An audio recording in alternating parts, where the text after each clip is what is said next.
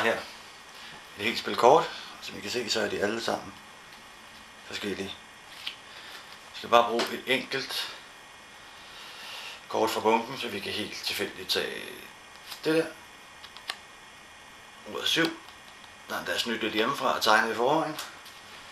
For at gøre det helt autentisk, tager vi nu ruder 7 her. Og så skriver jeg mit navn. Store bogstaver. Henover. Sådan der. Som I kan se, så sidder det fuldstændig fast. Mit navn der. Det kan ikke komme af. Det betyder også, at jeg ikke har nogen mulighed for at bytte det her kort ud med et kort fra et andet spil, eller på nogen måde snyde.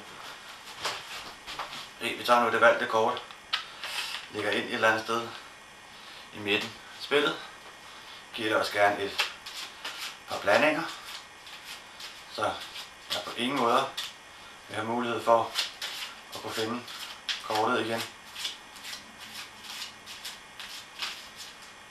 Sådan der. Så nu er kortet fuldstændig væk.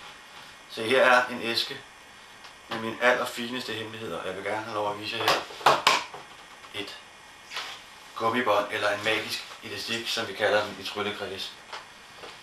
Så hvis jeg nu tager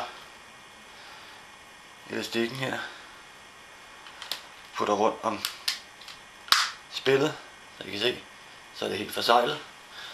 Så viser jeg lige loftet, så I kan se, at der ikke hænger noget i forvejen. Det er nemlig ret vigtigt for det videre forløb.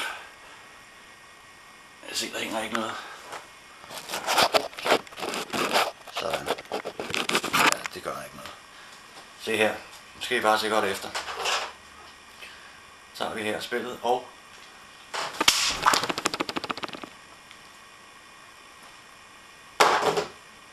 et kort, og kun et kort sidder nu oppe i loftet. Hvad for net er det, må? Det er da mit kort fra før. Er det ikke for vildt? Er det ikke sindssygt?